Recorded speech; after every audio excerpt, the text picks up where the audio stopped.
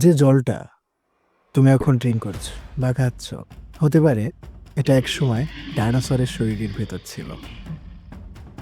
কি ব্যাপারটা একটু অন্যরকম লাগছে? হতে পারে টিরেক্স, যে ডায়নোসর একটি প্রজাতি, ওই তোমার এই গ্লাসের জলটাই খেয়েছিল। আসলে আমাদের এই পৃথিবীর সকল জলরাশি একটা ক্লোজড সিস্টেমের মধ্যে রয়েছে, যেটা সায়েন্সের ভাষায় basically no new water comes in and no old water goes out.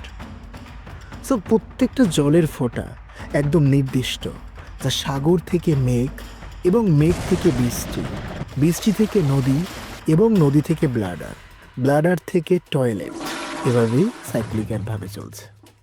হতে পারে তোমার ওই গ্লাসের জল কোনো এক সময় ভলকানো থেকে ইভাপোরেট হয়েছে, এরপর গ্লেশিয়ারের মধ্যে কুল ডাউন হয়েছে, আবার হয়তো বা গহীন কোনো গুহার ভেতর 10,000 বছরেরও বেশি সময় ধরে জমা ছিল, এবং হতেই পারে কোনো মেমান্তের ব্লাডারে ছিল। এছাড়া হতে পারে দ্য গ্রেট আলেকজান্ডার কোনো গোল্ডের পাত্রে তোমার এই জলটাই খেয়েছে।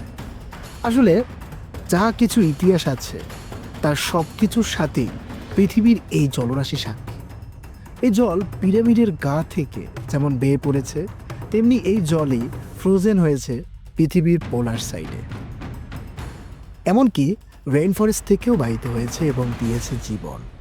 এবং এখন সেই জলই তোমার ওই গ্লাসেও আছে, যা তোমার শরীরের ভেতর যাবে। সো এখন থেকে যখনই তুমি জলে চুমুক দেবে, মনে রাখবা তুমি শুধু তৃষ্ণা মেটাচ্ছ না, তুমি ওই একটা চুমুকের মাধ্যমে আর্তের মেমোরি নিজের মধ্যে নিচ্ছ।